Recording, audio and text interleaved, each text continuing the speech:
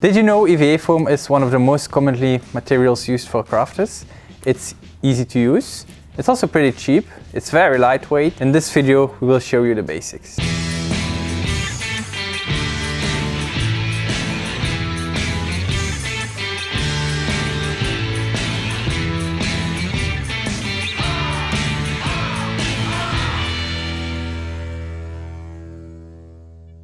Hello, I am Matthias from Team Cosplay Shop, and today we will be talking about the basics of EVA foam.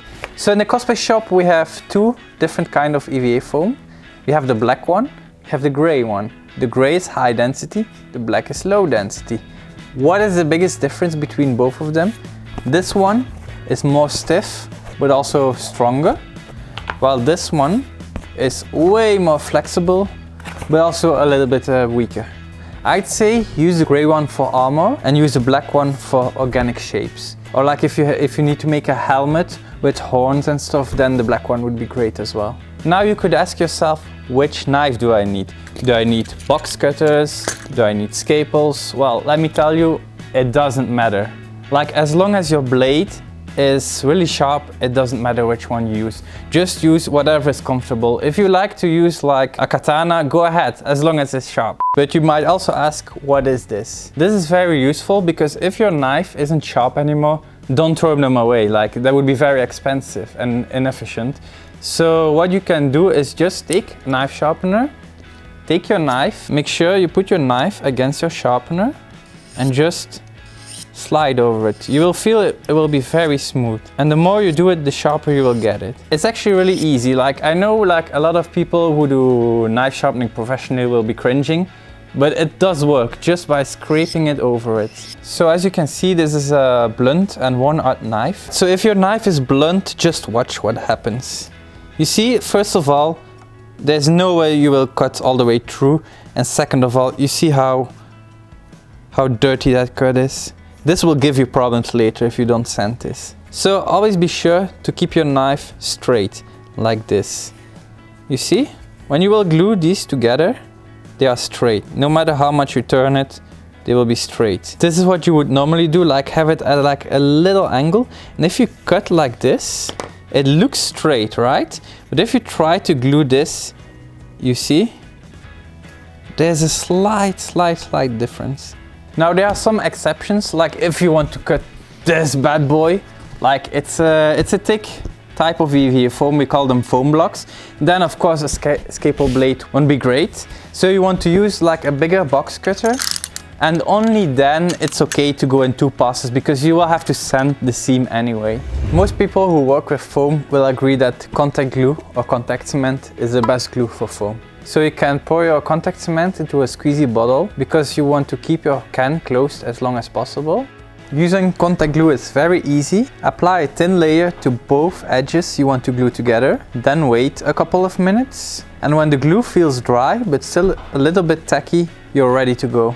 Sometimes it can happen that there's some glue outside of your seam. There's a very easy fix to this. Just take a piece of tape, put it on the seam and pull on it, and you will see all the residue glue will be sticking to the tape instead of your seam. If the glue is dry, this trick won't work.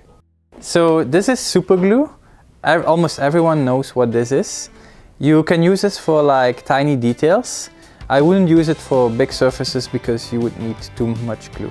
This is hot glue. Almost everyone has used hot glue in their lives. I wouldn't use it for seams or to glue big surfaces, but I would use it to reinforce your seams from the inside. This is a special one. This is spray contact cement. It works similar to this one, but you just spray it. This is not good for seams because you will have too much overspray, but for big surfaces this is excellent. Then this one is less common. And it's actually not glue, it's a kind of tape. You can use it to tape Velcro or to tape strapping to your armor. And then we have wood glue. So the last step is heating up your foam. Now you might ask, why in God's name would I heat up my foam? It's because if you bend this, it will just go flat again. But if you apply heat and you bend it in a shape and it cools down, the shape will remain. When you heat up your foam, use this little bad boy. Do not use a hair dryer. hairdryers aren't hot enough to heat up your foam, do not put your foam in an oven, it's not safe. And do especially not put it in a microwave, please. So take a heat gun and heat both sides of your foam. Don't stay too long in one spot to prevent burning your foam. Keep that heat gun moving. Your foam will feel softer and smoother when it's hot, while in this state you can shape the material. When the foam cools off later, it will keep this shape. You can reheat the foam to change the shape if you made any mistakes. Depending on your build, it's possible that you'll need to glue first and only after that heat shape. Be careful that you don't apply too much heat on the glued seam, because else it will just open up again.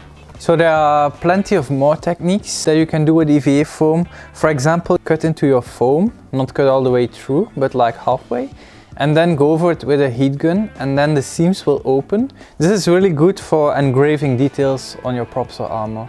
But as you can see, like, this works way better on higher density foam. On the low density foam, it's not as effective. So no matter what you will make, if it's a prop, if it's armor, it doesn't matter. These 3 steps will always return: cutting, gluing, heat shaping. These steps aren't as easy as they sound, but you learn a lot by doing. There are other techniques you can do as well, like dremeling, but that's for another video because it's more advanced. We will be making a lot more of these tips and tricks videos. If you have an idea or a suggestion, please let us know in the comments below. And if you enjoy these kind of videos, like and subscribe.